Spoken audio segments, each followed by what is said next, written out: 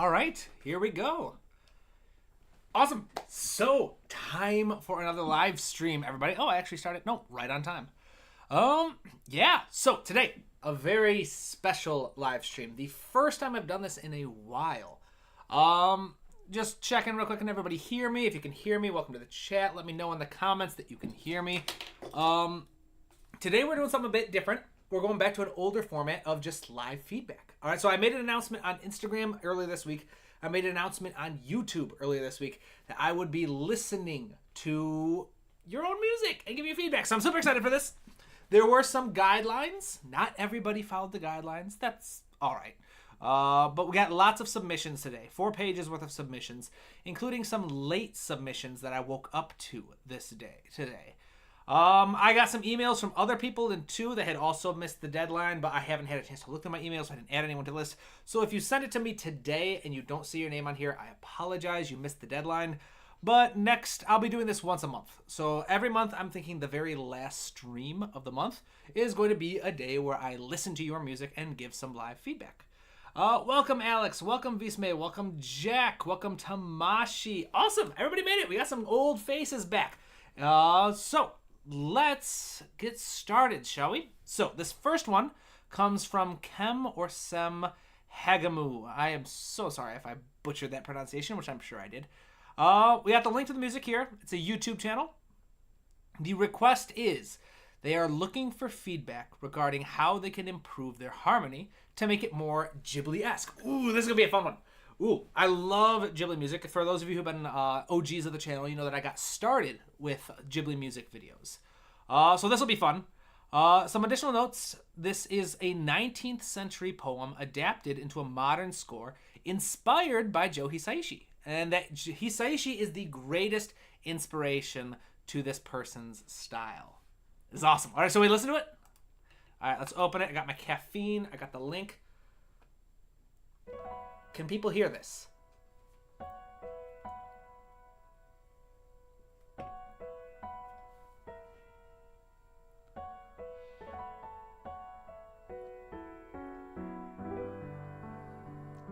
Oh yeah, I'm getting the Ghibli vibes.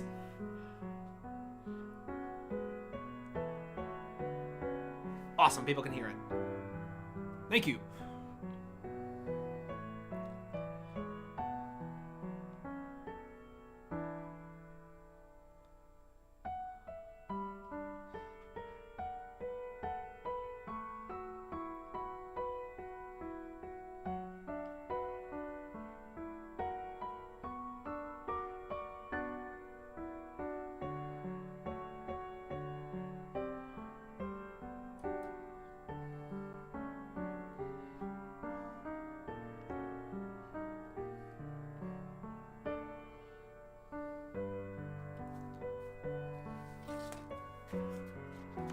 Write down some notes.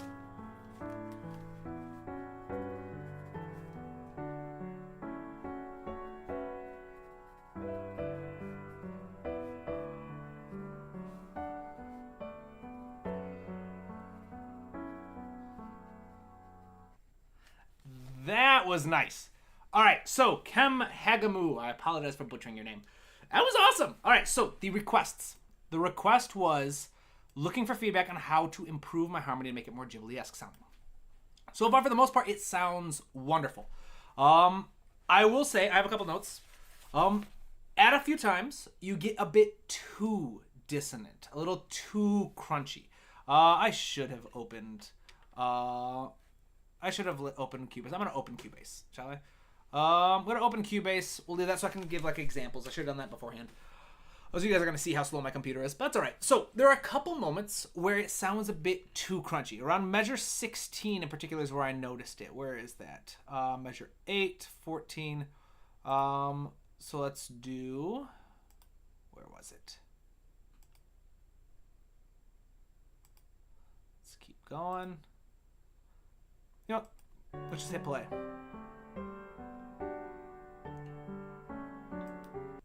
All right, so actually, yeah, around there, we were actually on it. I'm stupid. I was looking at 14. So there are a couple moments around here where you have a lot of dissonance, and that's fine. There are lots of crunchy tones in Studio Ghibli music. However, if you want to do something to help make it sound a bit more not, well, palatable is a bit of a strong word. But one of the keys to using Studio Ghibli music, in fact, let's write this down as I get back into the swing of things. All right, let's do a page break. So what do we know about Studio Ghibli music?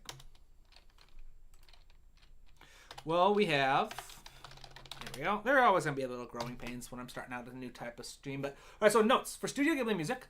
Some things that we do, lots of them, and I mean lots of them, are written in minor keys. All right, it sounds like you did that. That's fine.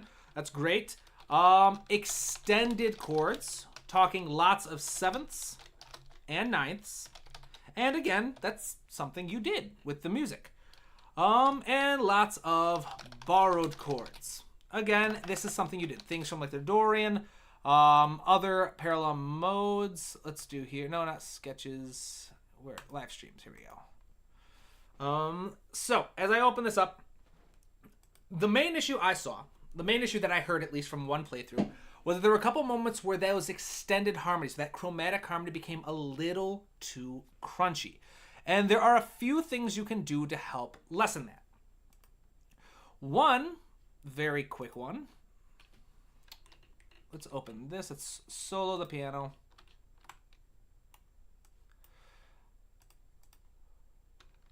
Can you all hear this? Can you hear the piano? I'm gonna check. That was all right. Awesome. So people are liking it. Visma, it's off topic, but I know you're a power lifter. I wanted to share my win with you. I hit a new deadlift PR with 90 kilograms. That's awesome. About 200 pounds. Good work, Visma. Does Chem's track have modal interchange? I feel like it's in multiple keys. Yes. So yeah, you can see anytime. I'm assuming it does. Again, I did not analyze this, but Chem has, for example, right here in measure 16, C natural. Yeah, two C naturals in the key of, it looks like it's either D major or about B minor, I think it would be. So you can find out what the key is by looking at the key signature. There are two sharps. With sharps, you go to the furthest to the right, which is a C sharp, and you raise that a half step. So C sharp becomes D. This is D major. To find the relative minor, you take that D and you drop it a minor third. D down to B, 1, 2, 3, B minor, or B natural, so that makes it B minor.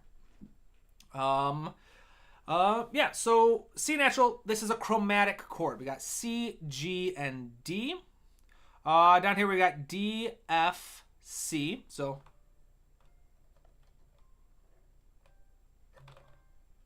that's a nice little crunchy chord. I like it. But what I was talking about, I'm getting a little derailed. Can people hear it? No sound. Thank you. It's probably because I have the wrong. There we go. How about now?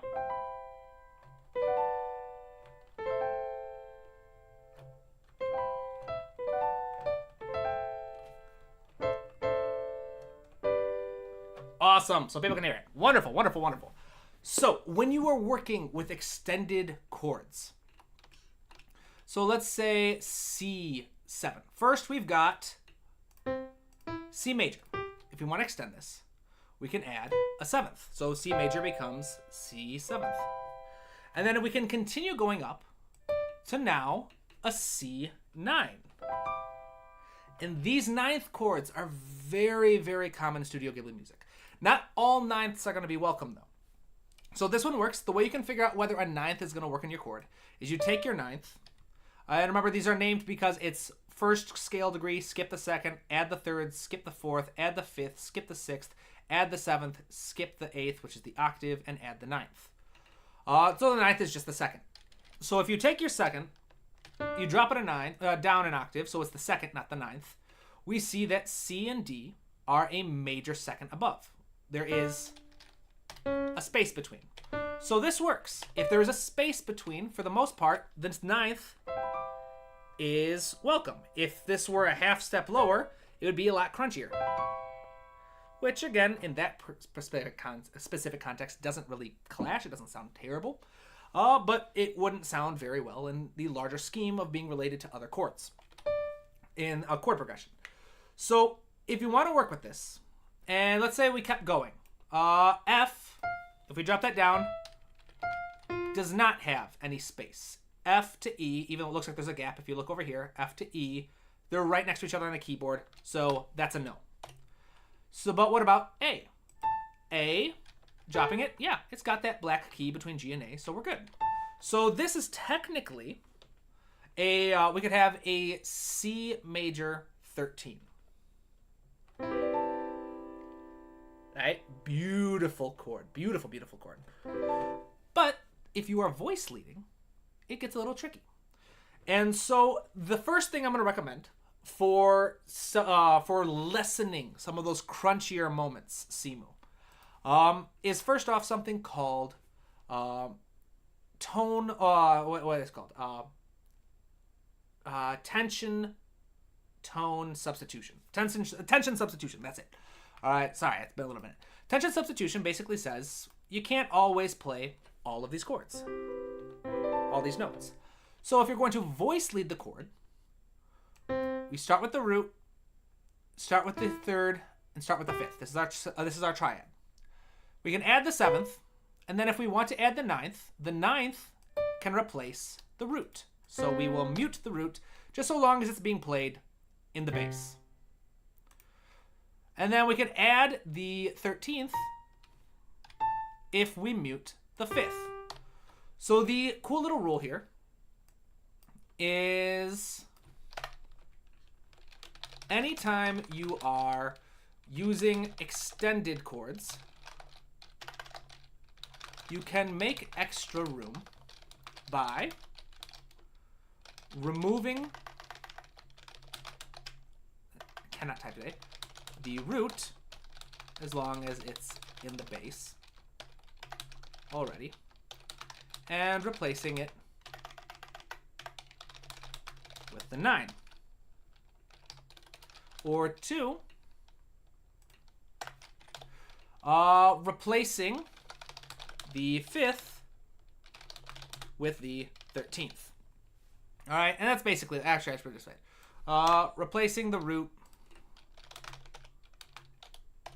with the 9th if it's in the bass. And then replacing the 5th with the 13th. So now we have 4 notes that need to be played up here. Nice little sound. And if we have a C underneath it, it can create a nice little fun sound. Another way to kind of deal with dissonances, the second strategy I'll bring up. Hopefully this is helpful. Simo, I don't even know if you're on the stream at the moment. But if we have a C and a B, super dissonant tone, right? But if we have octave displacement helps lessen dissonances. So now we have C to B, which still sounds dissonant, but not nearly as those two. And then if we go even further, if we raise that another octave, notice how it becomes less and less dissonant each octave. As we keep going higher, it's cool, isn't it? The more distance you place between two dissonant notes, the more kind of consonant they're going to sound. They're still going to be a little dissonant, but the less harsh it's going to be. And one of the big reasons why is because the more space you have, the less overtones they will have clashing with each other. All right, so these two, if you're not familiar with the overtone series, we won't go too crazy into it. But let's suffice to say that these two, played next to each other, have a lot of pitches that are part of their sound that are above them. And they're going to have a lot of them clashing. You raise it an octave. This one has fewer pitches above it that we can hear because there's less space in the low register. As pitches get higher, they become harder to hear at a certain point. And if you keep raising it and keep raising it, then you have less and less overtones clashing and fighting with each other. So that's what I would say, Simu. I spent a bit more time on that, and hopefully it was helpful. But to kind of review like what I said, you're doing great. This is a very, very good piece of music that, in terms of like the Studio Ghibli style. It works very well. You've got the extended harmony. You've got the arpeggios working really well. You've got the chromatic colors thrown in. That's great. I would say just be a little more weary of some of the dissonant moments. Like, I believe I said it was right around 15, 14, 16, around here. Somewhere around here, it sounded pretty crunchy. And a lot of it, like I said, you've got notes that are right by each other. So using octave displacement to create more open spacing of the chords, or to use tension substitution to get rid of some of the notes so you don't have to play all of them and still get the sound of your chord. All of that stuff could be helpful.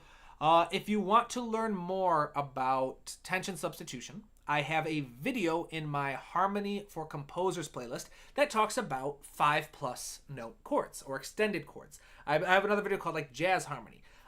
It will go more in depth. It'll give explanations of how to do it, when to do it, stuff like that, and hopefully be pretty helpful. But awesome. Great work, Simu. Wonderful, wonderful work. All right, so I'm going to delete this. We are going to go to Alex Gudmundsen. Again, I apologize if I am butchering names. Let's see here. Sound. Yes, so yes, people can hear it. Wonderful, people can hear it. Alex Gudmundsen. Wonderful. I never knew that. You talk about the dissonance and the space. It's trippy, isn't it? There are so many things that determine dissonance. In fact, JJ Berthum, who is a YouTuber who's not very active in teaching anymore. He does some like improvisations and stuff. He was a huge impact on me. In fact, I'll look him up.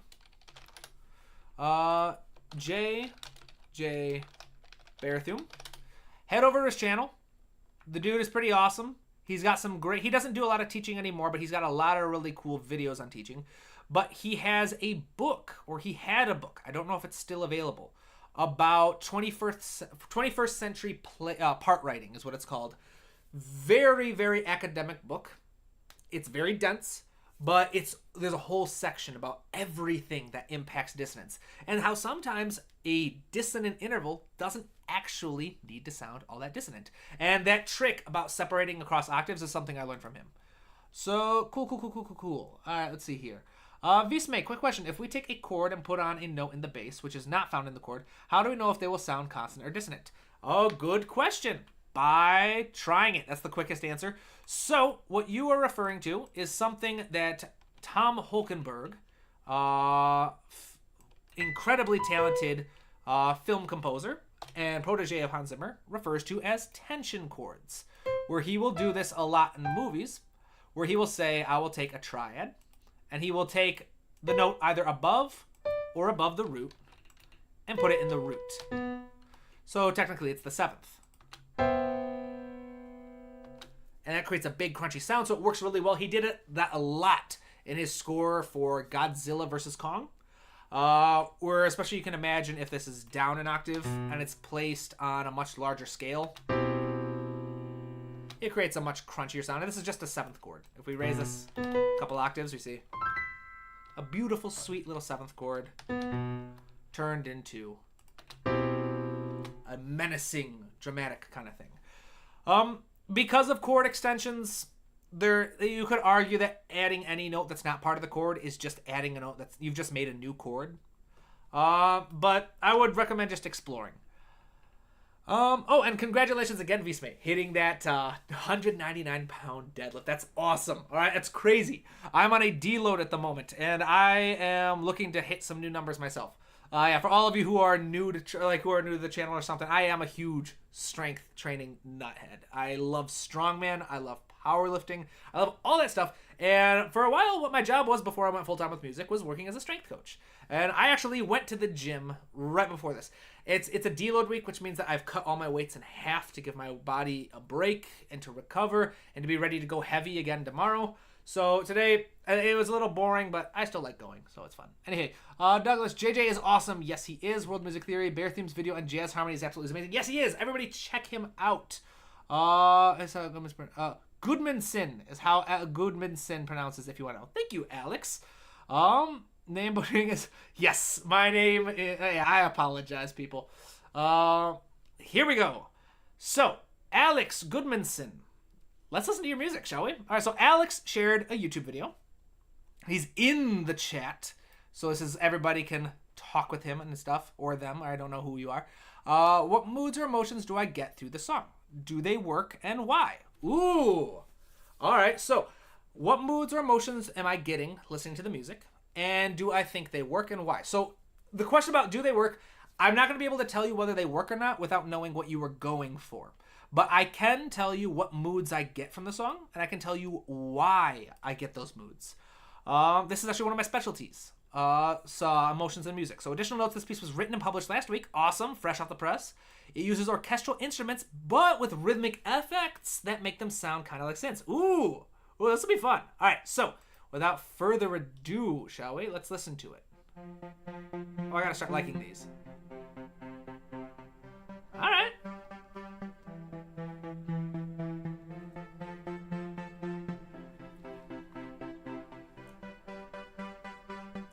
All right.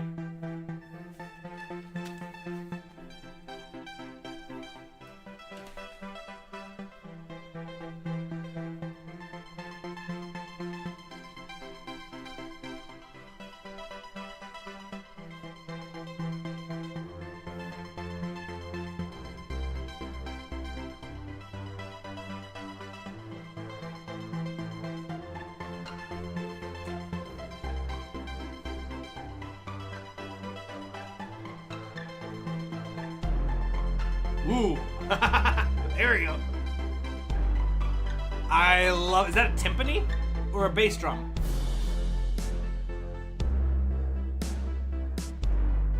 Ooh.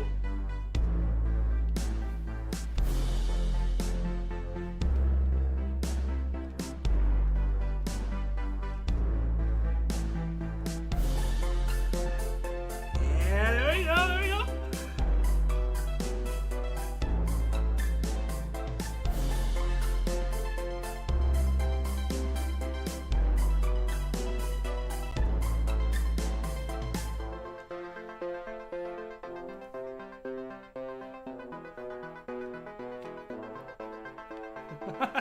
You heard a little bit of the brass coming in, I think?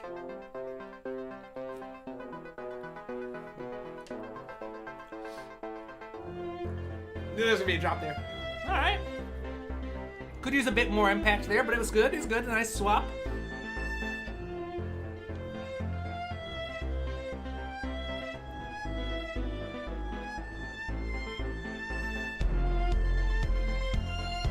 That's nice.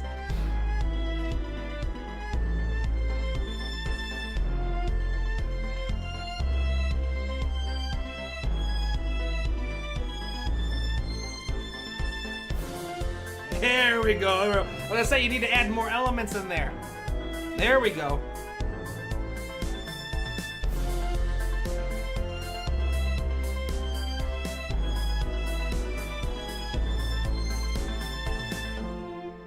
Nice, coming back down. Could be a bit of a smoother transition there, but it works.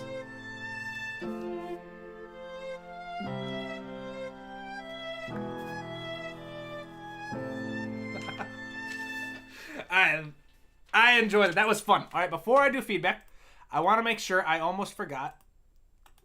Sem. I forgot to like it. All right, so there we go. I like it. I want to make sure I like everybody's post. I mean, people put out hard work. All right, people put hard work into this stuff.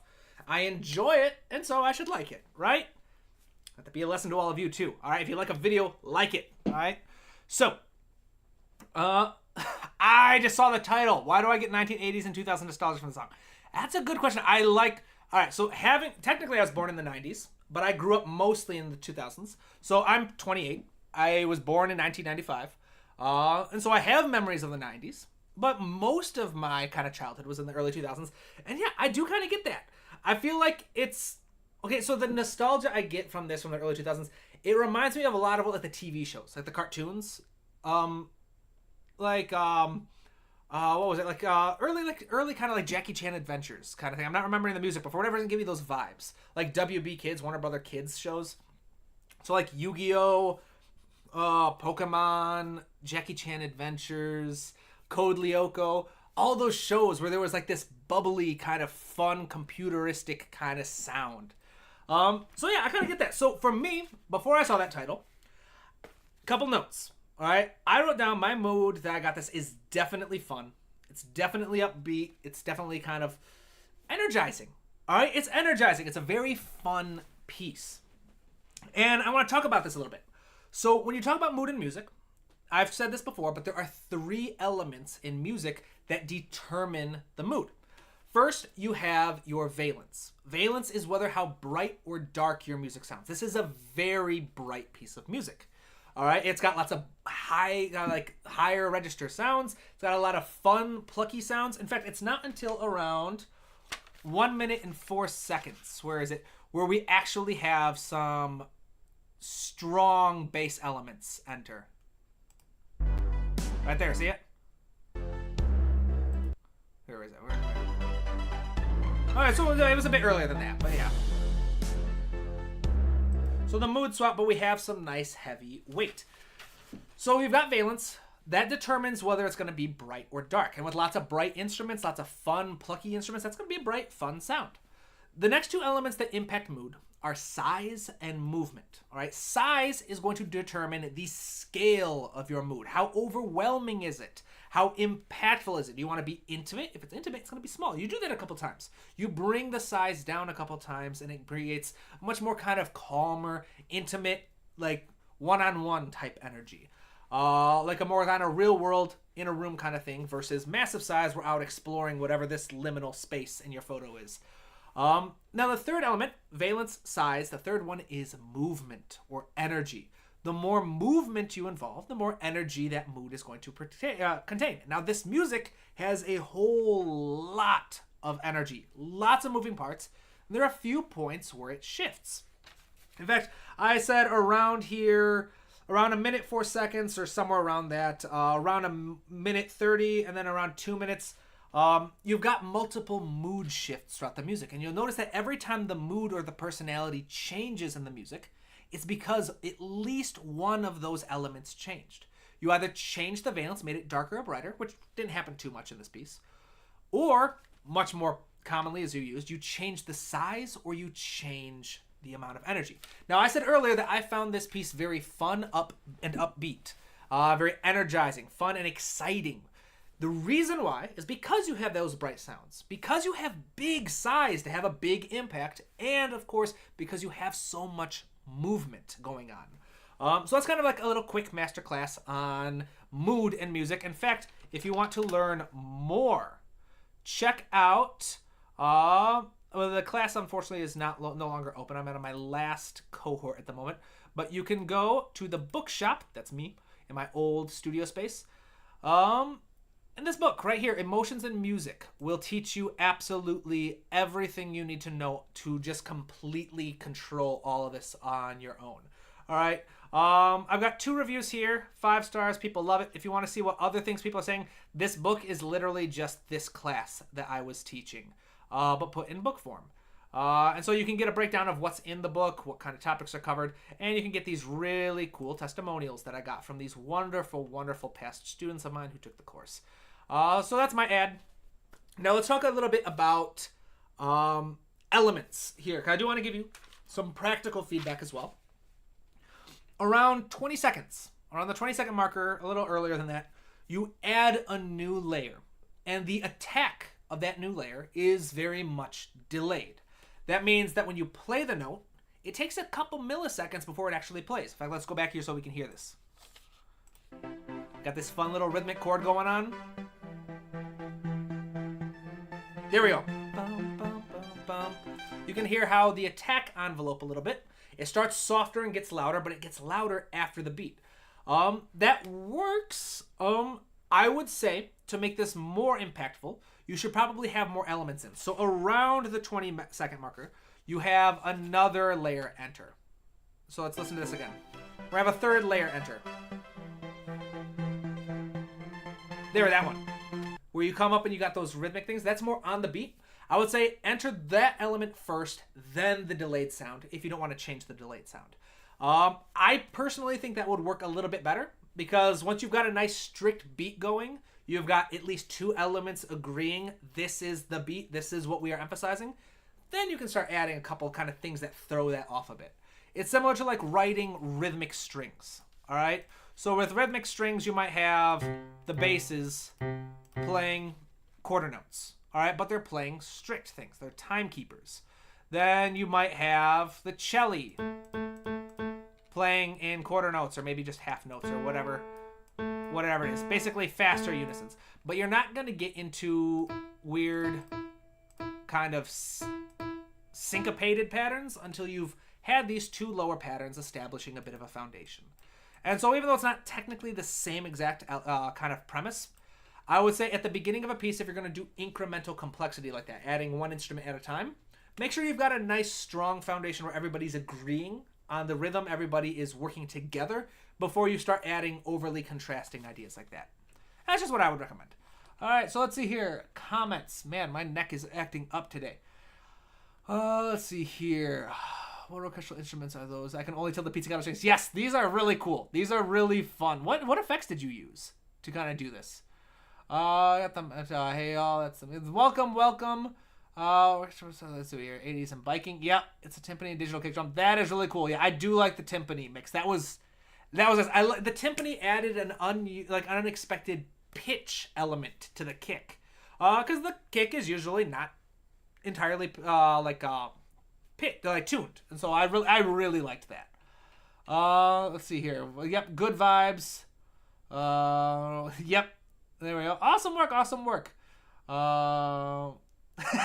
Jack talking about Jackie Chan Adventures. Yeah, I'm gonna say early 2000s and late 90s. The kids shows went hard. All right, in terms of violence and just kind of. I mean, like Hunchback of Notre Dame. Like Disney, like the villain straight up kills Quasimodo's mom. Spoiler alert. And then he tries to kill Quasimodo. Not to mention the really weird things going on with him and Esmeralda and all that stuff. Yeah, things went hard back then. Let's see here. Black Hole Studio. Parts reminded me of Le Mort Toujours. Ooh, that sounds fun. That sounds awesome. Heard a 4 on the floor electric kick bum. Yep, pretty much. So awesome. Excellent work, Alex Goodmanson Music. Everybody go subscribe to this channel. It's awesome. I'll subscribe. I'm going to subscribe to Kem as well. While I'm remembering this, subscribe. There we go. Show some support. All right. Okay, next. G Genki. All right. Link to the music. If it's this, that means it's probably SoundCloud. SoundCloud is a much longer thing. So I just added it in shorter form. Requests, feedback about the harmony and sound selection. And then no additional notes. So hopefully that was helpful. Alex, awesome. Looks like you said thank you. Yep. Let's see here. So G Genki, let's do this.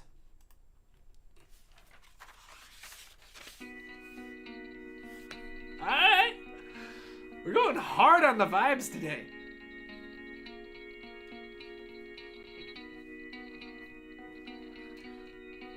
There we go.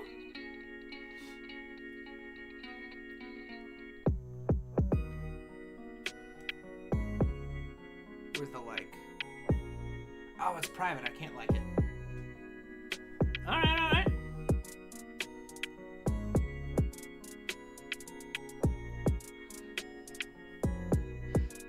This photo goes really hard for some reason. I like it.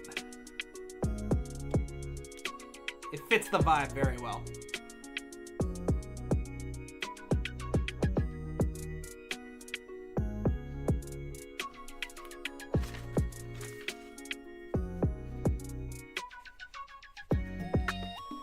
There we go.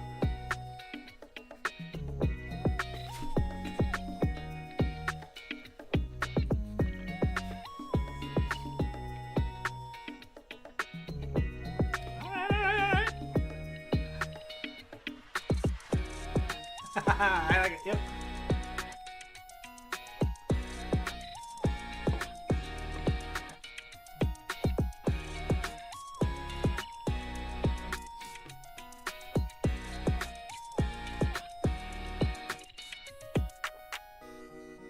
Ooh, I like Tamashi. Yep.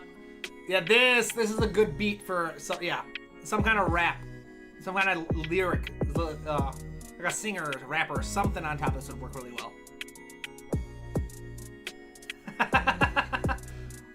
Nice one, Jack. All right.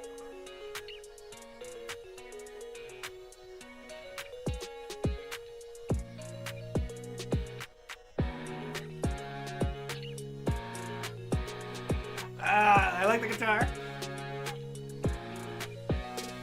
Nice riser. Perceptive riser. Nice. I like that.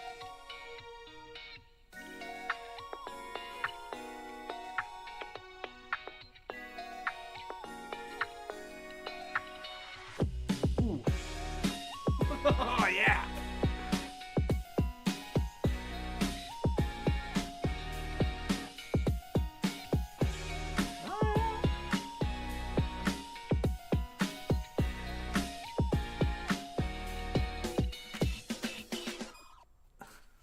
I like it. I like it. All right. So, I didn't really hear anything for the harmony. I think the harmony sounds great. It works really well. Nothing struck out to me as being overly repetitive. It seemed very genre appropriate. One thing that did stick out to me, though, is some of your balancing of certain elements could be improved a bit. So something you're seeing right here, we can actually track the kick in this shape. I'm pretty sure that's the kick. You can see a spike each time that happens. If you like it, awesome, go for it. But if you're looking for more of a kind of, I don't want to say professional, but more of a kind of standard mix, you want to bring some of these other elements up too, or bring this down a bit. Add a bit more shape to the overall dynamic. You want a little bit more dynamic shape to it. Not too much, because concert music is very famous for having dramatic shifts in the shape of the sound waves and like the volumes. Some sections are larger, some sections are lower. In most pop music, that's not the case. You have a little bit of a shape, but it mostly stays relatively standard. But balance. Balance could be a big one. So, if you are like me and do not find or believe yourself to be particularly talented or having particularly good ears for mixing or music production or anything like that, something I would recommend, in fact, let's drop this down. Break page. Something I recommend is balancing with the pink noise method. So pink noise is a very specific type of static sound. In fact, I think I have one on my desktop. Let's see here. Pink noise sample. Yep, right here. Yes, sorry about that. Should have prepped ahead of time. That was loud. All right, I apologize. Poor decisions were made. But you hear it, it's static. All right, it's not the most pleasant sound. Now, what makes pink noise unique compared to, say, white noise is white noise, or pink noise, has all of the frequencies set to the same volume. And so, if you start with a track of just pink noise in your mix, so like if you were to, and I do this with lots of my mixes, I just add an audio track. In fact, let's actually just insert it. So I'll say insert, import audio file, desktop, pink noise sample, open, and we'll just say yeah. So you've got this now. This is our pink noise sample. And you can use this, set this to the volume you want. I think this is going to be like a -1. I'm not going to play it because I'm not going to put you guys through that again. But you can set like to -5, whatever you want to look for. And then you play this while listening to an element of your music, say the melody.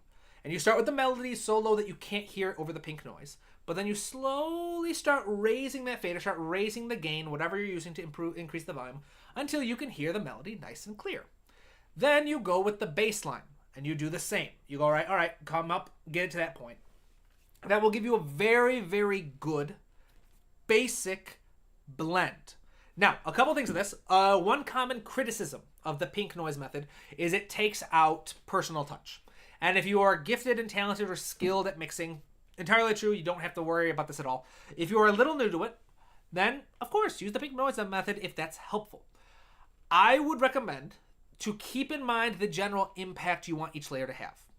Your melody probably wants to be a little bit louder than the others. So maybe as you're doing the pink noise method, raise that melody a little bit until it sounds clear. And then maybe you have certain accompanimental figures like rhythm or something that you want to be in the background. So as you raise up the volume, don't bring it as loud. Don't make it as clear. Get to maybe the point where you can just barely hear it.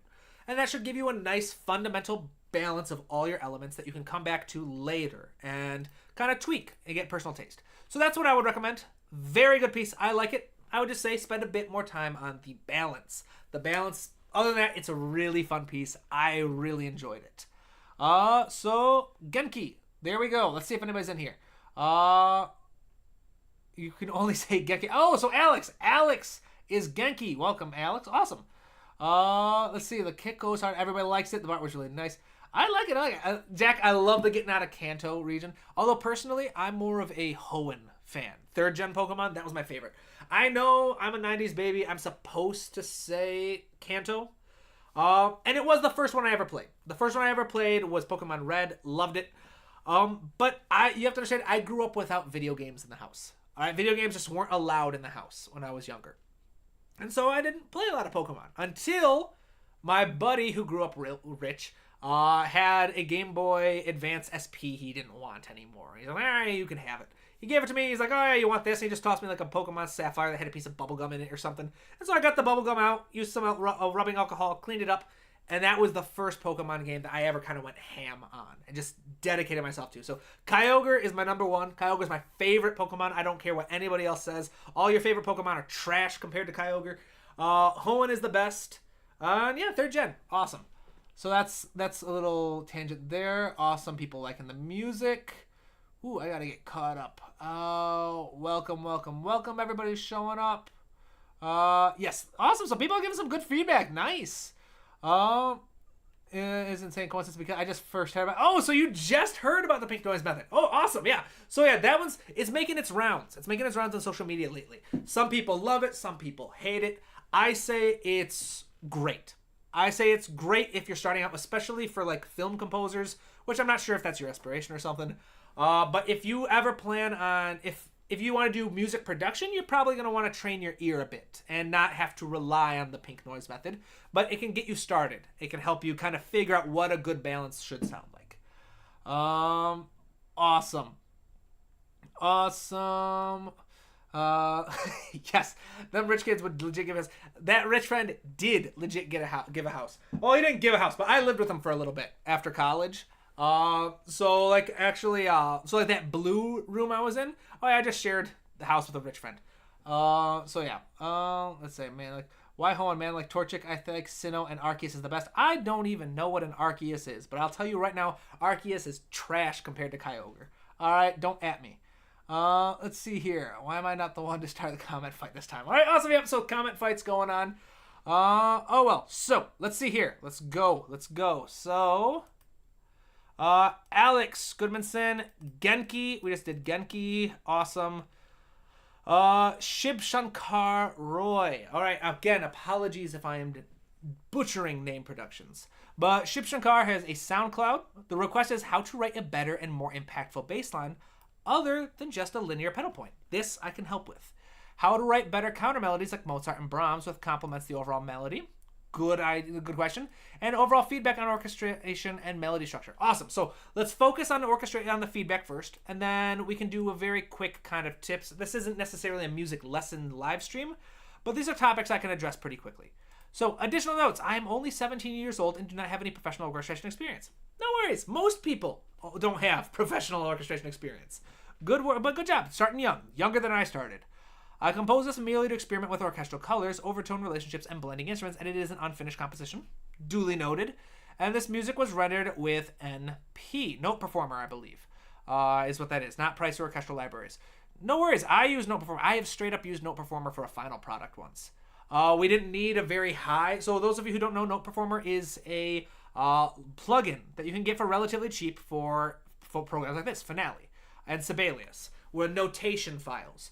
And it's just a semi-AI kind of program that reads the sheet music and gives a bit more of a performance slightly. It uses something called physical modeling, so not actual samples, but synths that were physically modeled after instruments to sound like instruments. It's nice. It works really well. But let's listen to this, shall we? Shib Shankar Roy, let's give it a listen. We awaken to a changed world after a stunning announcement that extraterrestrials have been attempting to contact us for decades. All right, I was gonna the say, response has been it's an ad, y'all. Positive, except among those billionaires who had hoped to be the first all right, to inhabit ads space. Going on. Let's and mute at the this. center of it all. All right, we'll mute it for 13 seconds. Let's see. Shib Shankar Roy, are you on the chat? So Shib Shankar, yeah, are you on the? Oh, awesome. Here we go. Shipshakar Roy. Yeah. No performer is pretty good. So Shipshakar is here. All right. Here we go. Ooh, let's go back.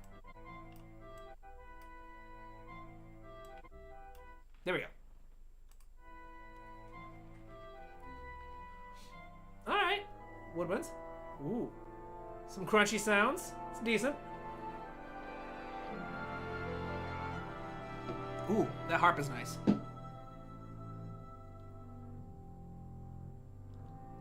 All right.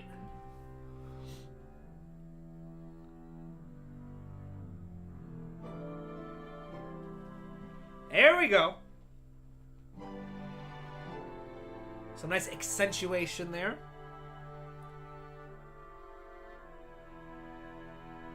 Nice. Nice dynamic shaping.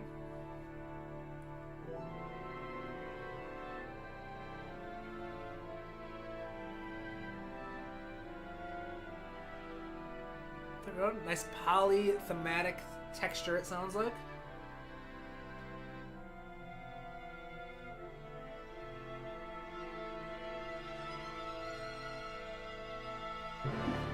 Ooh, nice.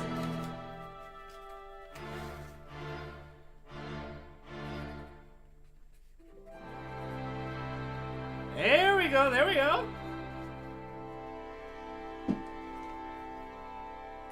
Nice finish.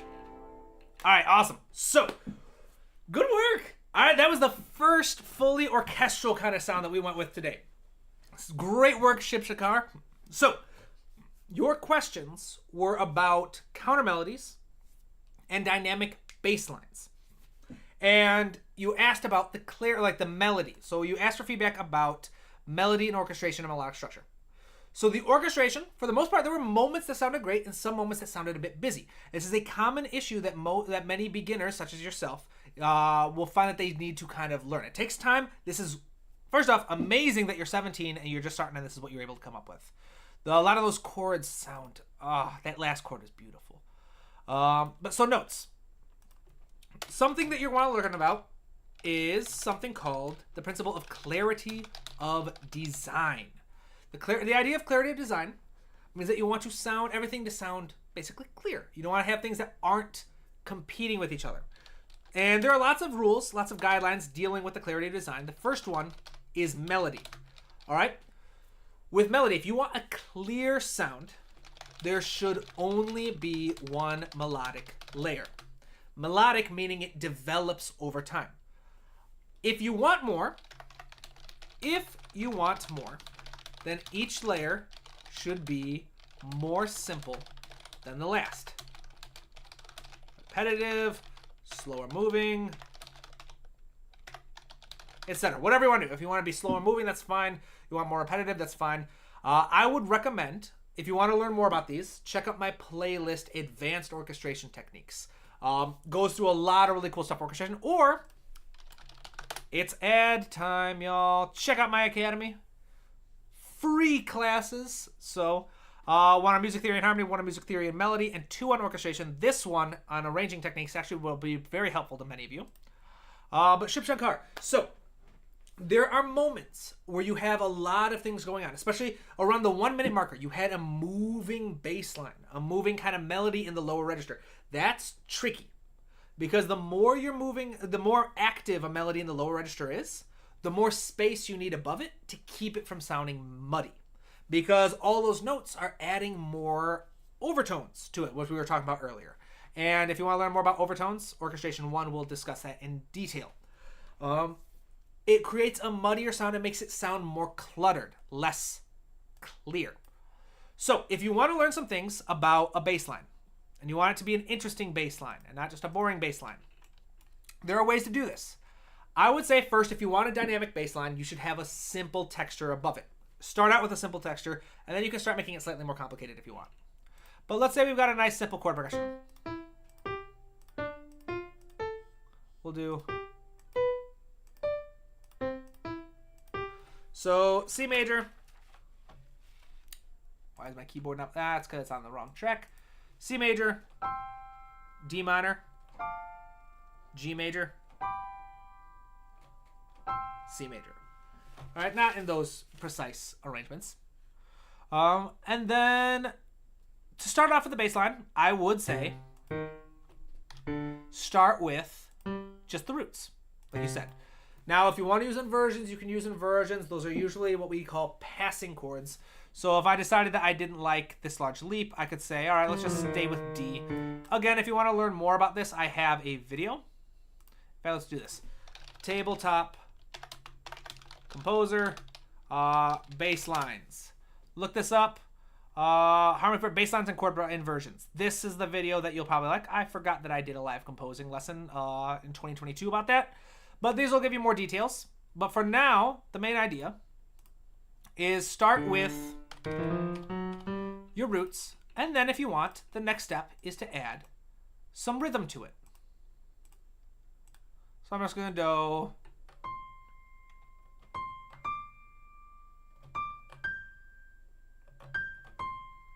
In fact, we'll just leave the rhythm down here. Once you've got the rhythm and the roots, that's about all you're going to need to do in most cases. But if you really want to add more movement, other than the root, the next safest note is the fifth.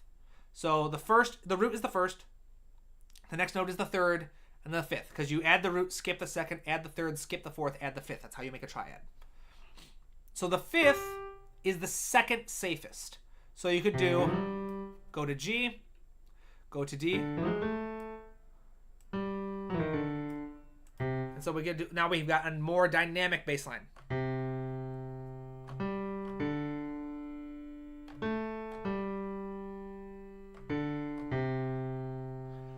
That's about all you want to do. There are more things you can do, but you don't want to get carried away with it. The bass line, you got to remember the bass line, unless it's something like hip hop, production, or any kind of specific element genres where the bass line is a very important element. In orchestral music, the bass line has one primary responsibility, and that is to anchor the rest of the arrangement to the harmony. All right, it provides a foundation. You don't want a foundation that's shaky and moves all over the place. You want a foundation that's locked in place and holding everything above it, so everything above it can get shaky but stay solid. All right, does that make sense? I'm not an architect or an engineer, so maybe that was factually wrong, but I don't know. It sounds right to me. So if you want a more active, interesting bass line, I would first ask why. I would then say, don't go crazy with it. If you were going crazy. If up here, if all you're doing is kind of like chords and a very slow move melody, then sure, you can do a bass line that's more dynamic and more melodic if you want, because it's going to have less to interfere with. But if you want it to sound stable, if you want it to sound clear, make sure your bass line is simple and does its responsibility of anchoring everybody down. All right? Bass players and tuba players are no strangers to just playing roots. If you want to give them a more interesting part, give them rhythm to it. If you want to add it even more interesting, add the fifth. And of course, if you want to learn how to go even further, like I said, check out that video. It's helpful. For counter melodies, I'd say there's basically like 3 types that you can work with. The first counter melody is just chordal tones, where you're just playing like important notes on the harmony. That's fine. And you add a little bit of rhythm to them. The second type is a call and response, where your melody says one thing, it pauses or holds a long note, and the counter melody adds a response. That's fine. Now the third, the one that sounds like you were working with a lot in this arrangement, is something more contrapuntal. Now I've talked about counterpoint quite a few times, because counterpoint is a very fun topic to talk about. But you can go to my blog, and you can check out, counterpoint is the art of writing multiple melodies that can be balanced on top of each other. Here we go. Blog post from 2022. How to write counterpoint. This video, or this blog, talks about, and it has a YouTube video that it was originally part of, that you can go through, and it talks about what makes certain melodies work when layered on top of each other and why other melodies don't work. If you want to learn more about this, again, Tabletop Composer. Just look at my name. Counterpoint.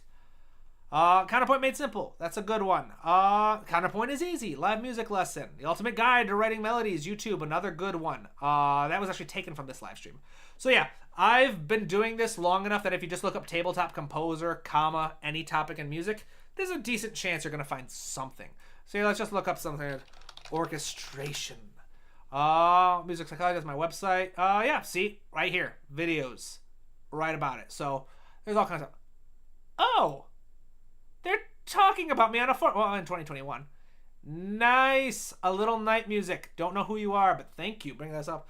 Oh, yeah. I've worked with Marcus before. Awesome. People are talking about me. Sorry. That's cool. I like that. So yeah, Shiv Shankar. This is awesome, right? Excellent. Excellent work, my friend. This is amazing, especially for someone who's starting so young to be exploring the orchestra. I did not even consider that I could possibly write for orchestra until much later. Until I think I was like early, late 20s. So maybe not much later, but like 4 or 5 years, 6 years maybe after you have gotten started. So you're getting a great start. You've got a solid foundation. There are moments in here where you can very clearly hear that you are following wonderful, wonderful guidelines for corridor orchestration. Keep it up. You're doing it amazing. And actually, one thing I wanted to point out earlier in the previous, I think it was Genki's arrangement, I was talking about how certain like hip hop and modern music has kind of a straighter dynamic shape, whereas classical music does not. And this is actually very, very, very well done, Shiv Shankar. Lots of people, when they're starting out, have more experience with kind of popular music, and so they try to keep the energy up. You did an excellent job of using dynamic variability, of changing the levels, which is wonderful, wonderful in classical music. So excellent, excellent work, my friend. It's like awesome. So anybody else got comments? This awesome. This is awesome, yeah. Wonderful, wonderful. People, oh yes, oblique motion and voice leading. Yes, oblique motion is important. And if you want to, like I said, watch those videos.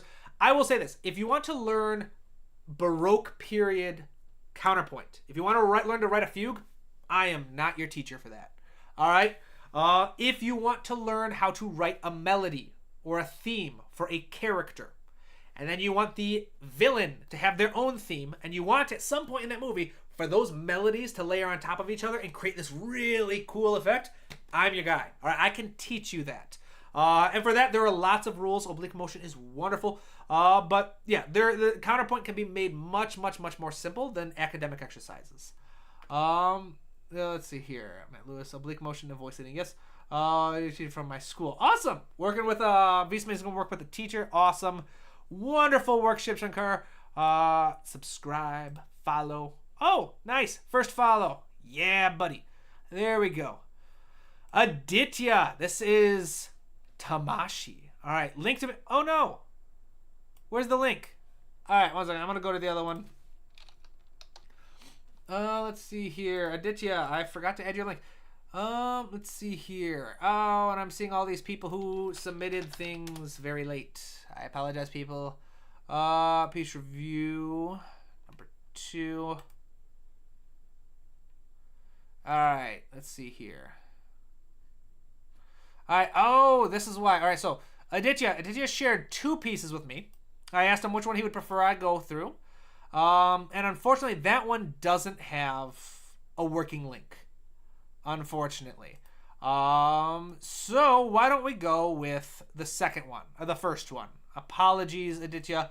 Let's see here. Yes, you sent me an attachment. It's not working. It's telling me I have to download it. One of the rules was no downloads, but I've got 2. So let's do, for now, motivic interplay. All right. Oops. Here we go. All right. So motivic interplay. Let's see what it has. 1 second. So motivic interplay right here at the end of the row. No questions. Motivic interplay. How is the counterpoint in piece form? We can talk about that. Any parts according to which you would make feel clunky and boring. All right, we can do that. How interesting is the piece? Rhythm-wise, could I have done it differently? And how is the clarity of this piece? Nice! We were just talking about clarity. There's missing. I've been working on your suggestions, so thank you. Wonderful. Awesome. Let's listen to it, shall we? Let's go to the link. Here we go.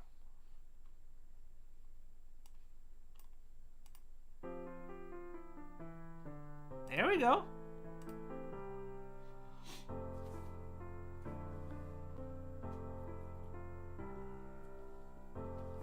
There we go. Ooh, I like the syncopation there.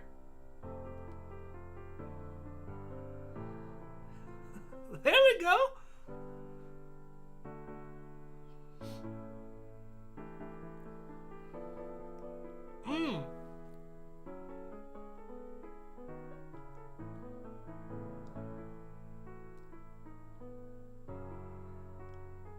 There we go, there we go.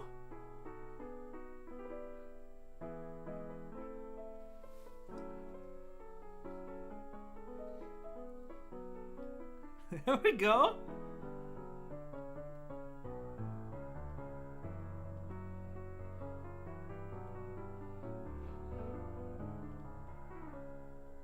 Someone's been watching my videos on Counterpoint.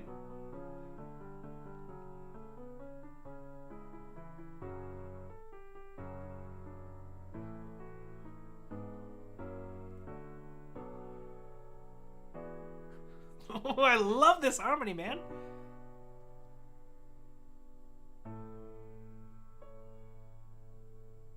There we go. Ended on a cliffhanger. All right, so awesome. So Aditya or Tamashi now. Tamashi is a regular on the channel and one of those people who I think you've submitted a piece for every single live feedback session I've ever done, Tamashi. And seeing your growth, this is tremendous technical growth. All right, the clarity was great. The counterpoint was wonderful. There were never any moments where I'm like, ooh, that crunches, or ooh, that doesn't work. From a technical standpoint, this is a dramatic improvement, my friend. You are doing so well. Now, the feedback I would offer is form. And this is a motivic interplay, so I'm assuming this is a single motif and you're messing around with it, different styles and stuff. The form with music, and especially with counterpoint and stuff, if you are going to do complex layers with multiple layers going on top, one of the best things you can do is something called incremental complexity. Fancy word for saying that you enter one layer at a time. So maybe bass line and primary melody. You let that play through a little bit, then you add the counter melody. Then you add any rhythmic ostinati or anything like that. You allow it to gradually enter layer at a time so that we're able to keep on top of it. We're able to follow it. So that's one thing I will say. The form-wise, it's pretty decent. I would say you didn't give enough time for us to become familiar with the primary melody before you started exploring other counter melodies, secondary melodies, or whatever you were doing. From a technical standpoint, very well done. From a flow standpoint, you could use a little bit of work, which we all can. So one thing I would recommend is, again, these, I'll bring it up because this is something that we've talked about. And these were from your second piece, so I'll just delete this. 3 pillars of great orchestration and arranging are separation, focus, and balance. Separation is the idea that every layer is distinct. And I really like this because it looks like you legitimately had every layer separated by color, which is really cool. What program is that? I really like that method. Is this multiple tracks? Because I can do that if I do multiple tracks layered on top of each other.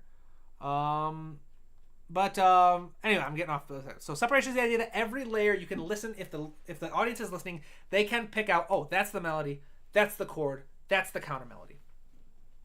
And the second one is focus, meaning that your audience can have a hierarchy when they're listening. They can say, yeah, that's the melody, that's the counter melody, that's the bass line. And I know this because the melody is the most interesting. The counter melody offers support and personality, and the bass line is slow but offering foundation. But the idea is that there is a hierarchy. People can tell, oh, I'm supposed to listen to this layer. And that's what's missing in this piece every once in a while. Every once in a while, there are moments like this where it's very clear. One melody is more, and one line is more interesting, more engaging than others. But there are other layers when you have multiple layers played at the same time, and you can't really tell which one is supposed to be the melody. Which one are we supposed to be following? And if you want to learn more about how to maintain these, separation and focus, separation, you can separate by pitch, articulation, rhythm, and timbre. Those are very common ones. Focus, the way you make sure that it has the most interesting things, is novelty, or we will say change. The most novel layer, the layer that is developing the fastest and has the most new elements, that's going to demand more attention than any other layer. After that, it is activity. Layers that are faster, have more rhythmic ideas going on. They're just faster paced and doing more. Those are going to demand more attention. And then, of course, the last one being pitch. All other things being equal, higher pitched notes tend to demand more attention than lower pitched notes. If you want to learn more about this, again, look at this, guys. Tabletop Composer, 3 pillars. Boom! 3 pillars of strong orchestration. This video right here will explain each of these very clearly. You can go through and you'll learn more about each of these. But Aditya, man, you are improving at a rapid rate, my friend. I really enjoyed this. So good work, good work. Let's see here. Yep, W. Yep, everybody. W's all around. And not enough to really understand how complex it was. The rabbit, the knowledge is not enough to really understand.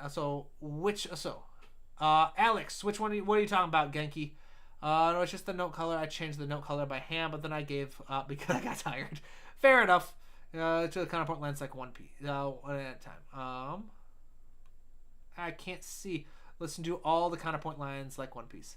Yeah, so counterpoint lines, the way, if you want to do counterpoint all at once, if you'll listen to traditional fugues like Bach, those took in mind this idea of separation and focus.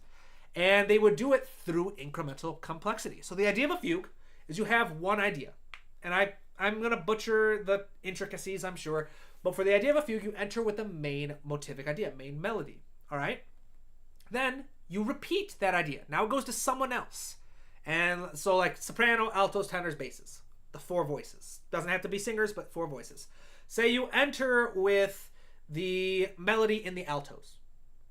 And so then, once it's time to repeat the melody, it goes to the tenors now. Someone else takes it.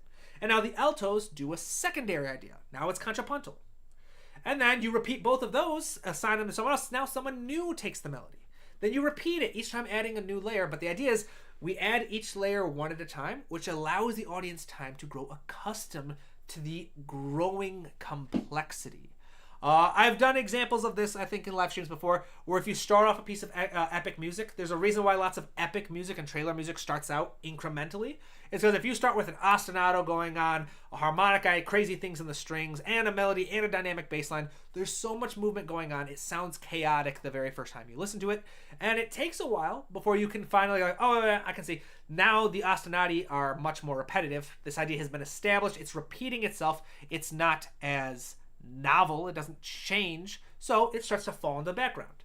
And now you're noticing that the bass line moves much slower, and so the melody, which continues to change and continues to move, eventually takes attention, but you can do it much more, you can be much more deliberate about it. Let's see, it's indicated so I can understand more, but since it's public, I will just say thanks to Mashi. Yes, wonderful, everybody. Wonderful, yes, without form, counterpoint can sound very random. So wonderful, people. Yes, wonderful. Excellent work, Tamashi. Incredible improvement, my friend. You are doing very well. Visme is another regular. All right, Visme, we got a link here, and the request is, does the structure of the track ever get stale or boring? What's a general rule to structure composition? We can talk about structure. All right, let's see here. I'm going to tell you 3 ways I use generative AI powered by 3 Adobe Firefly ways? to make my No creative way. materials even better in Adobe. All right, here we go. All right.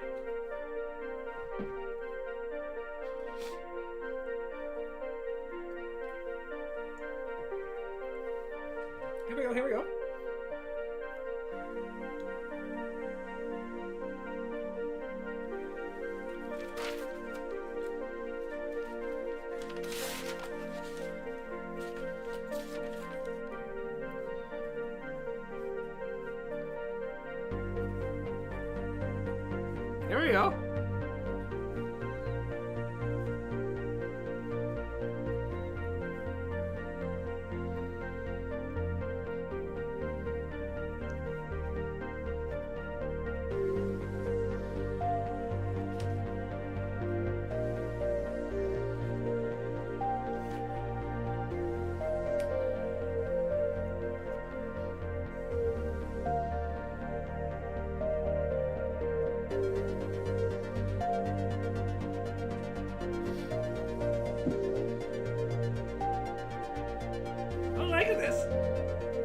Given kind of almost Life is Strange type vibes.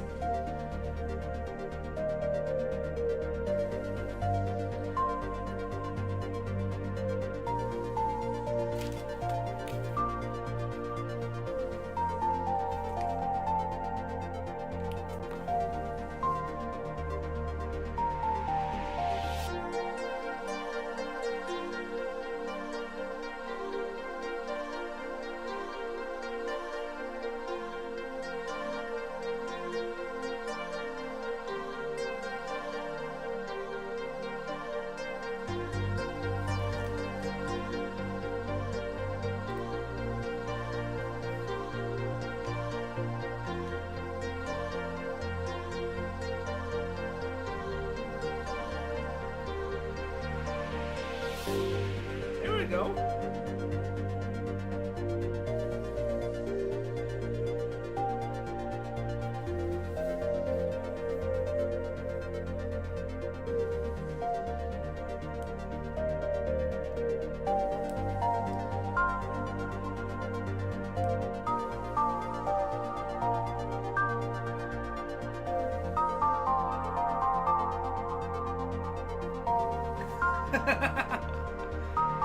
Good comment, Jack. Ah, Visme, you went over the time limit.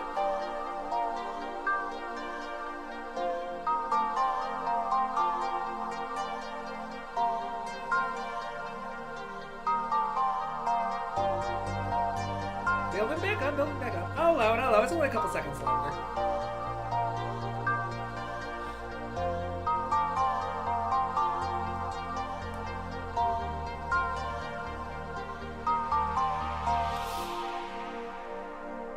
Ooh, that riser very much gives me Life is Strange kind of vibes. Like the white noise type riser. Oof. It's a nice wet sound with lots of reverb.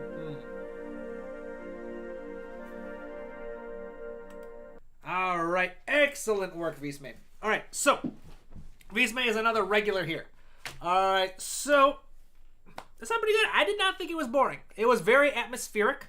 And of course, that's kind of the role of this kind of genre. But you're worried about it getting boring and repetitive. So I figured I would talk about 3 things you can do to avoid getting things to be too repetitive. And if you want to learn how to write repetitive ideas and not get boring, Hans Zimmer is the man. Hans Zimmer is very frequently praised and hated because of the simplicity of his ideas. His soundtrack for Inception in particular is just the same idea over and over and over and over and over and over and over again, but it never gets boring. Why? Because he uses 3 different strategies. The first one is to stick to the same idea. Well, first we'll go incremental complexity, which you used. Incremental complexity, I have used that over and over again in this video. Incremental complexity, I'm going to write it down. Incremental complexity equals gradually adding more layers. Very, very common, and there's a reason why. It's because it's impactful. All right, so incremental complexity, to keep a simple idea and keep it from getting boring, start very simple and gradually, as you repeat it each time, add something new. That might be new instruments, that mean new low register sounds or presence, whatever it is, add something. Number 2, and this is one that's used very frequently by John Williams, is change the texture.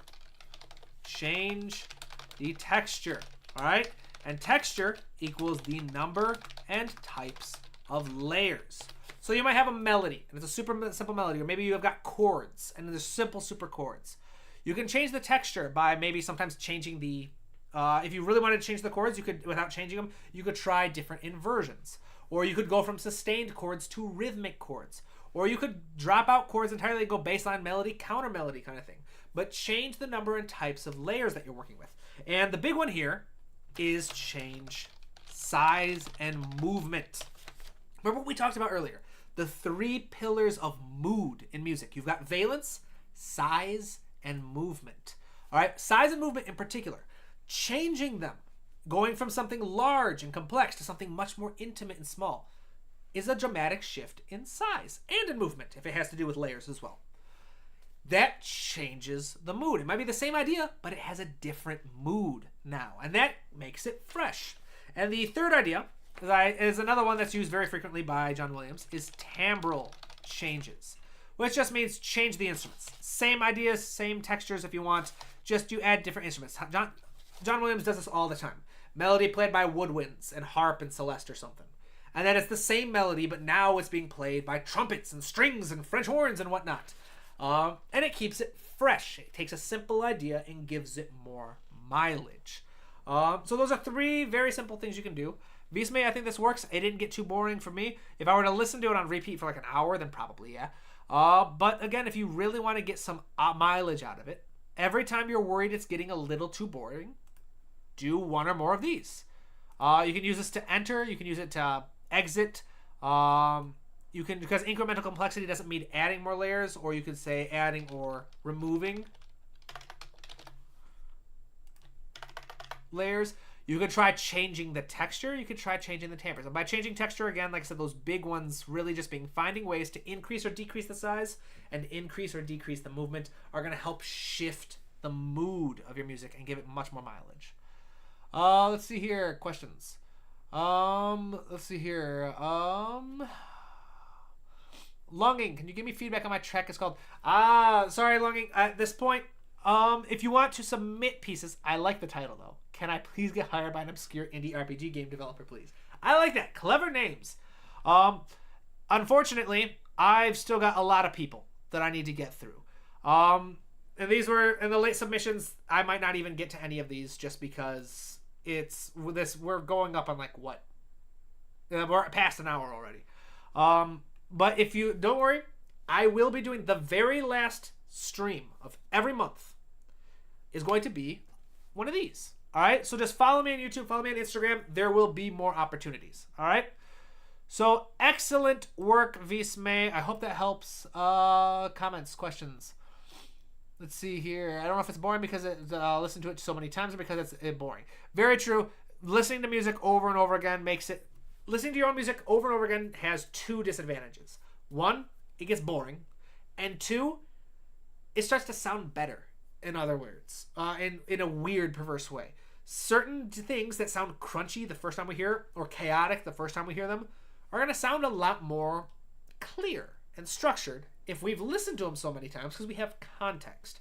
So yeah, it is important to take breaks from listening to your own music and working on your own music. Sounds like a Flash game OC that will give me nostalgia. People are enjoying it. Jax feels very Midwest small town. Yes, I agree. Speaking as a Midwesterner. It's getting better with every change. Yep, I like it. See, Alex Genki makes that point. It gets better and better with every change. Yes, because it keeps it fresh. Incremental complexity, changing the texture, timbral changes. Change is the lifeblood of music. Balancing novelty and variety with repetition. That's a massive skill you have to develop as a musician. Name is very suitable. Wonderful. Everybody for the nice comments. This community always motivates me. Yes, this is a good community, isn't it? I think we've only got like 2 actual arguments where people started going at each other. Let's not make it 3. Let's see here. Not very many trolls on it. People are very supportive. Awesome. Vismate. Oh, nice. Collaborations going on. I started making... Yes, Hans Zimmer is the man. He really is. Yes. I like it. Let's see here. Go over the time limit. No worry. If it's like 30 seconds. I added the time limit just because in the past I've gotten pieces that were like 10 minutes. I'm like, all right, I cannot possibly sit down for a 10-minute piece of music and be able to give any kind of quality feedback in one go. Alex, message retracted. Long okay. Wonderful stepping on Lego is hell on earth. We can say if we can sit. Nice. All right, so let's go. Welcome, Francisco. Welcome. So we are on to the last of the submissions that were entered on time. This is the last guaranteed one. From here, I'll go through what I got beforehand. I know that I have gotten more submissions since this. Just I've gotten the emails on my phone, but the deadline was yesterday at 5 p.m. I woke up this morning and around, I think, 9 p.m. I started working and I added all the late submissions. And then after that, I'm sorry, you're out of luck. There will be another one next month. So just apologies if you don't see your name on here. Alphonse. Let's see. Link to the music request. I'd like to get some feedback on the melodies. Oh, wonderful. So Alphonse wants feedback on the melodies. This is a song that I wrote some days ago. It's some weird power metal thing. Nice. I don't really know how to describe it. I try to convey a silly yet somewhat epic feel. All right. That sounds awesome. So we're about to listen to some power metal weird stuff. It's going to be silly but epic. Let's see if we get that vibe. He wants feedback, or they want feedback on the melodies. Awesome. If anybody else has ideas, again, share them in the comments. You guys are all awesome. SoundCloud.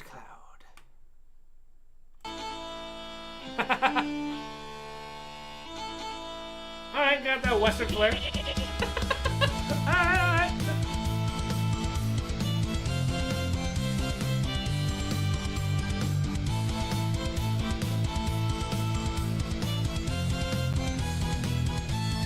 Beautiful use of period structure.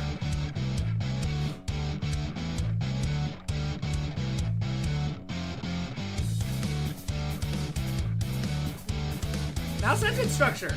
Good work.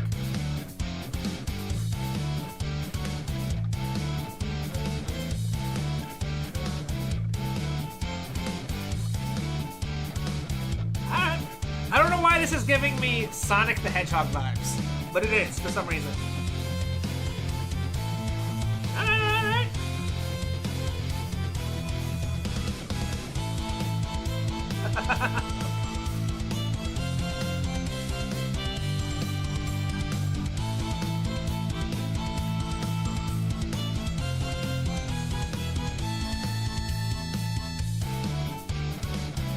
I'm here for this. This is awesome.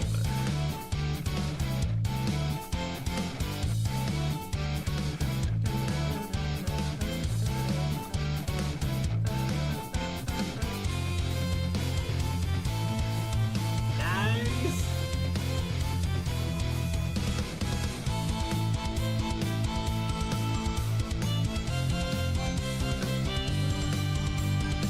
I love the xylophone.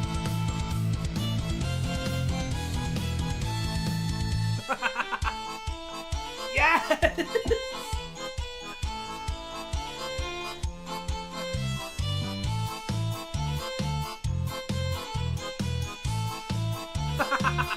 I'm loving this.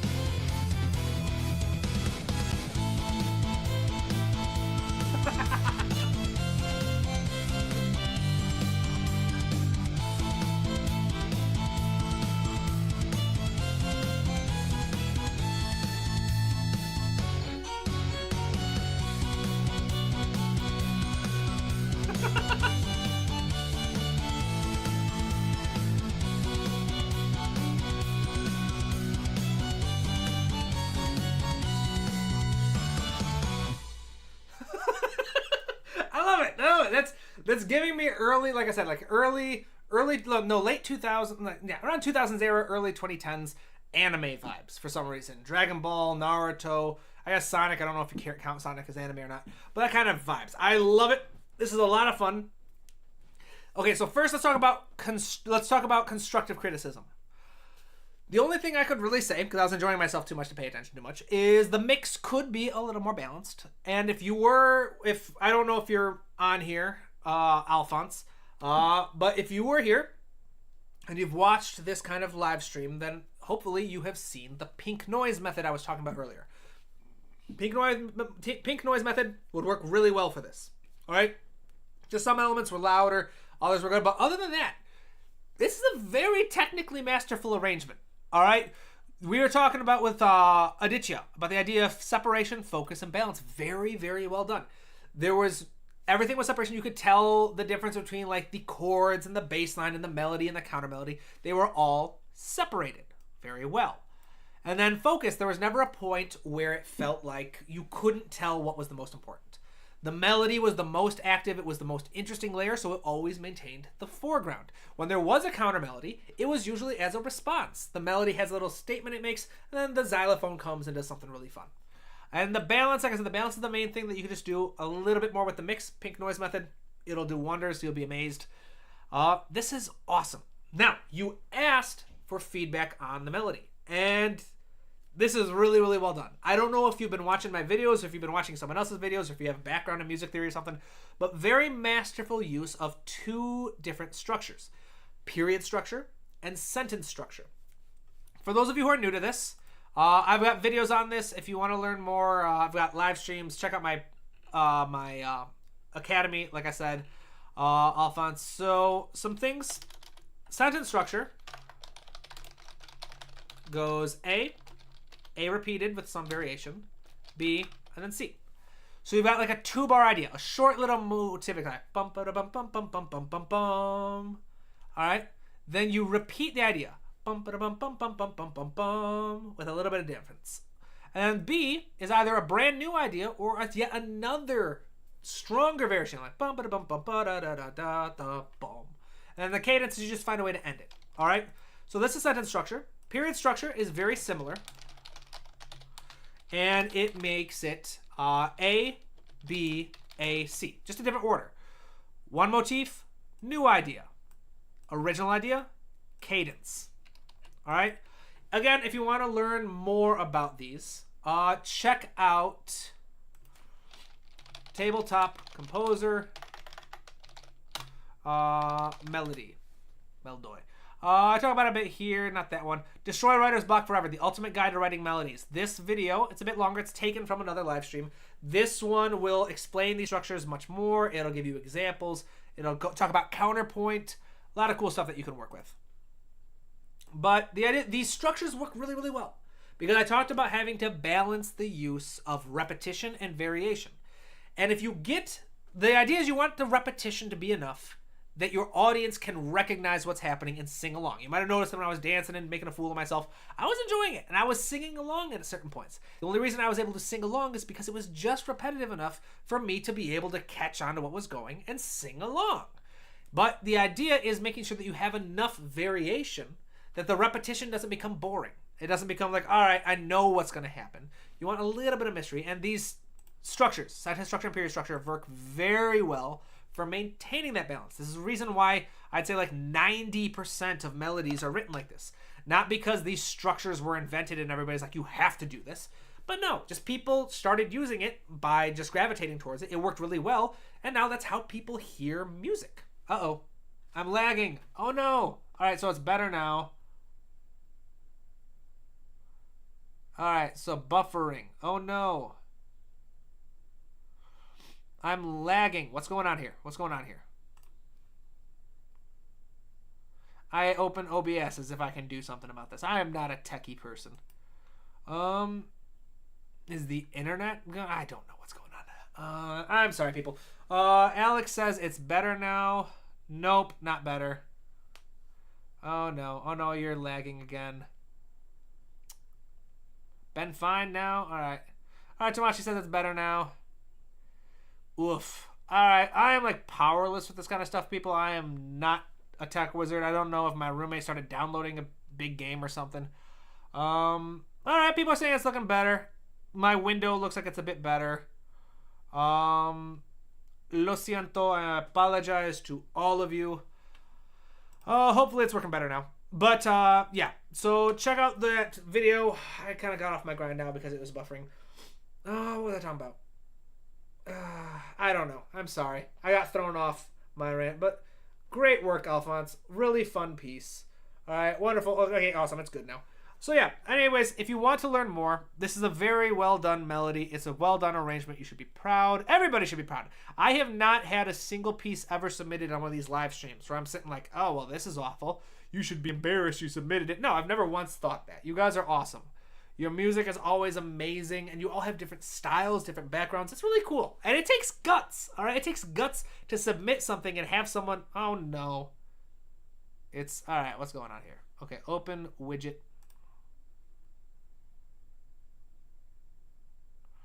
All right, so streamer... Yeah, well, okay. Okay, so now it says it's good. It's fine again.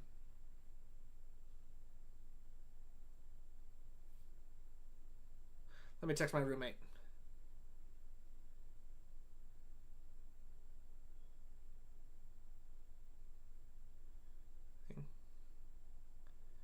The stream quality. Are you downloading anything? The stream quality. You know what? I'm just going to call him. All right. Give me a second. I'm going to call my guy.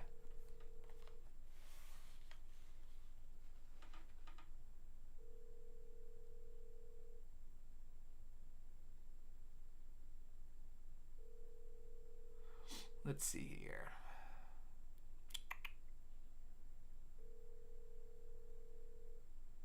I know he's down there.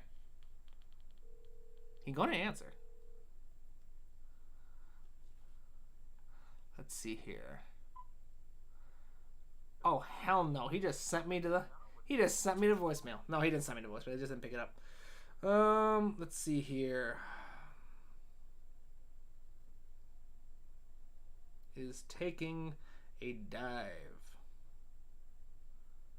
All right, let's see here. As well as on messages, are you downloading anything? The stream quality is taking a dive.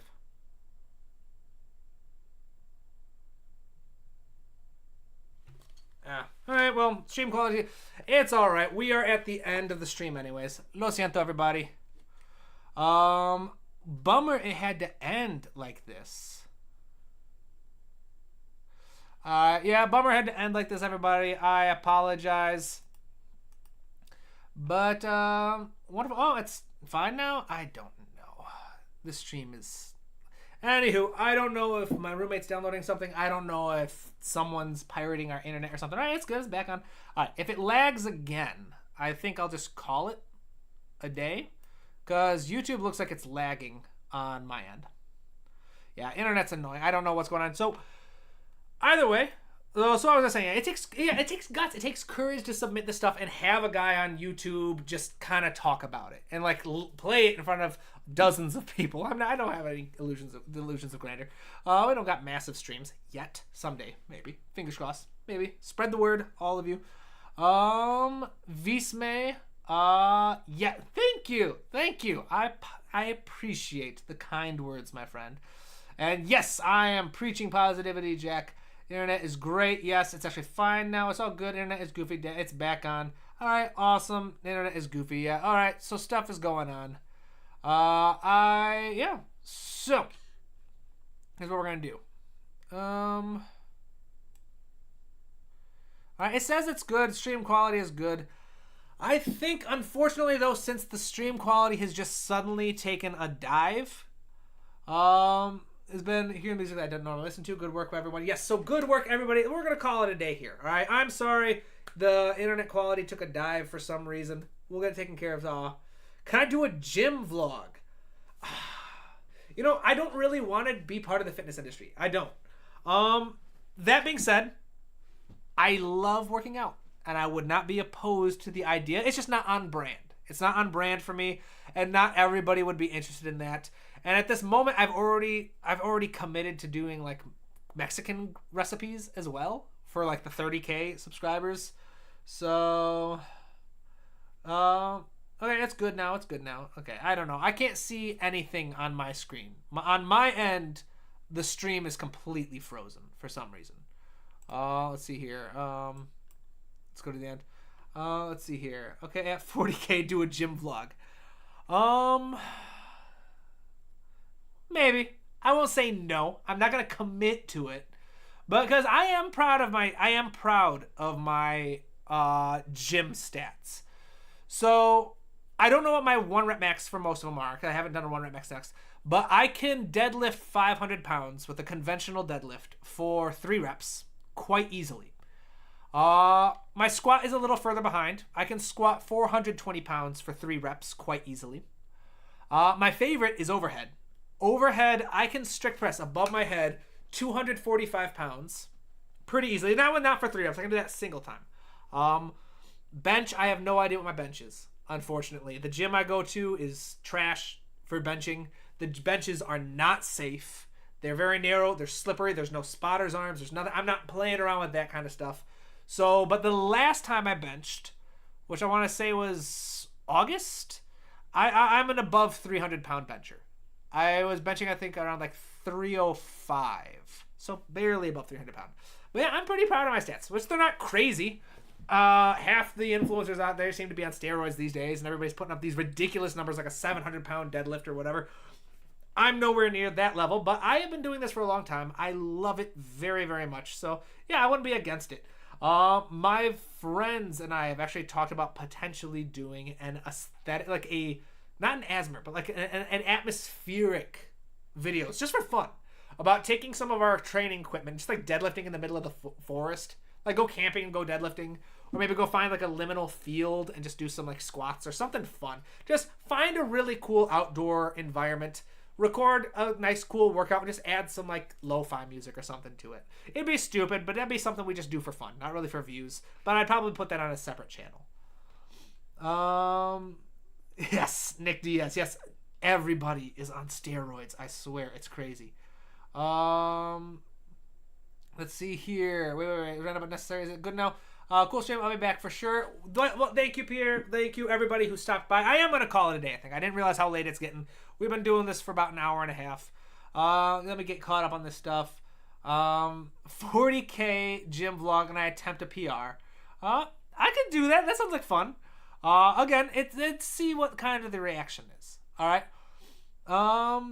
Pretty easily. Good. Yes. Like I said, I've been doing this for a while. I've been doing strength training for a while. The beautiful thing is if you're not stupid and you're not doing unnecessary kind of training methodologies that are crazy and unnecessary and risky, if you just add a little bit of weight, if you do the weight and the training you're supposed to do, and then next time you're in, you just add another 5 pounds, and then you do the reps and the weight you're supposed to do. Next time, add another 5 pounds, and as long as you're eating enough and you're sleeping enough, your weight, your strength is gonna go up linearly. It's nice. Matt Lewis, Jim Bean. Now some whiskey sounds great. Yes. So a 40K forest camping gym vlog. Maybe we'll do something weird.